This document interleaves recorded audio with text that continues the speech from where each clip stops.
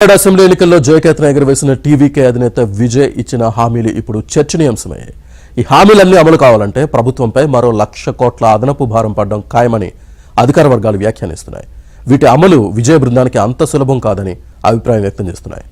మహిళలకు నెలవారీ సాయం 1000 నుంచి 2,500కు పెంచాలన్న హామీతో వార్షిక వ్యయం 14,411 కోట్ల నుంచి 36,029 కోట్లకు పెరుగుతుంది. అంటే ప్రభుత్వంపై అదనంగా 21,618 కోట్ల భారం పడుతుంది.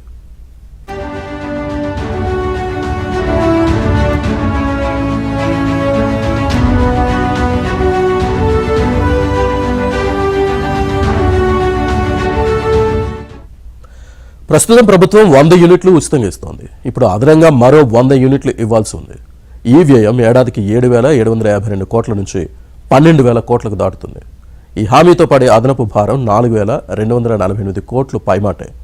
ఇక వృద్ధులకు పింఛను కింద ప్రస్తుతం 1,200 ఇస్తుండగా దాన్ని 3,000కు పెంచడం వల్ల వార్షిక వ్యయం 4,366 కోట్ల నుంచి 6,549 కోట్లకు పెరగనుంది. వితంతు పింఛన్లు 1,829 కోట్లు, దివ్యాంగుల పెన్షన్లకు 504 కోట్ల చొప్పున భారం పెరగనుంది. ఏటా 6 గ్యాస్ సిలిండర్లు ఉచిత హామీతో 7,074 కోట్లు, రైతులకు ఏడాదికి 15,000 పంపిణీతో 1,941 కోట్లు, ప్రతి కుటుంబానికి 25 లక్షల ఆరోగ్య బీమాతో అదనంగా 382 కోట్లు అదనపు వ్యయం అవుతుంది.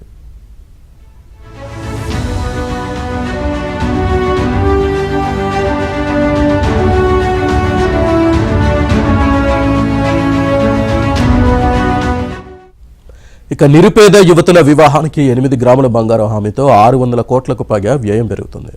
+2 చదివిన వారికి ప్రతి నెల 2,500, నిరుద్యోగ యువతకు 4,000, ఇంటర్న్షిప్ చేసేవారికి నెలకు 5,000 నుంచి 8,000 వరకు స్టైఫండ్, చేపల వేట నిషేధం సమయంలో మత్స్యకారులకు ప్రతి నెల 27,000, చేపల వేటకు వెళ్లే పడవలకు రాయితీతో కూడిన డీజిల్, వితంతువులు, అంగన్వాడీ కార్యకర్తలకు నెలకు 18,000, పారిశుద్ధ్య కార్మికులకు నెలకు 10,000 జీతం వంటి వాటి వల్ల కూడా అదనపు భారం పెరగడం ఖాయంగా కనిపిస్తోంది. ప్రభుత్వ ఉద్యోగులకు పాత పింఛను విధానం అమలును పరిశీలిస్తామని టీవీకే పేర్కొంది. 5 లక్షల ఉద్యోగాలు సృష్టిస్తామని హామీ ఇచ్చింది.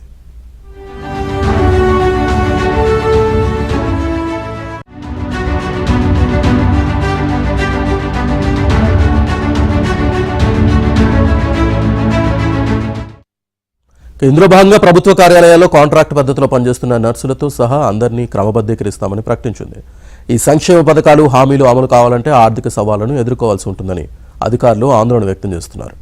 ఇప్పటికే అమలవుతున్న సంక్షేమ పథకాలతో ఏటా లోటు బడ్జెట్ దాఖలవుతూ ఉండగా ఇప్పుడు కొత్తగా కుమ్మరించిన హామీలకు నిధులు ఎక్కడి నుంచి సమకూరుస్తారన్న ప్రశ్న ఉత్పన్నమవుతోంది. ఇప్పటికే రాష్ట్రంలో 1.22 లక్షల కోట్ల ఆర్థిక లోటు ఉంది. ఈ నేపథ్యంలో నూతనంగా ప్రభుత్వం ఏర్పాటు చేయనున్న విజయ్ ఏం చేస్తారన్నది చర్చనీయాంశంగా మారింది.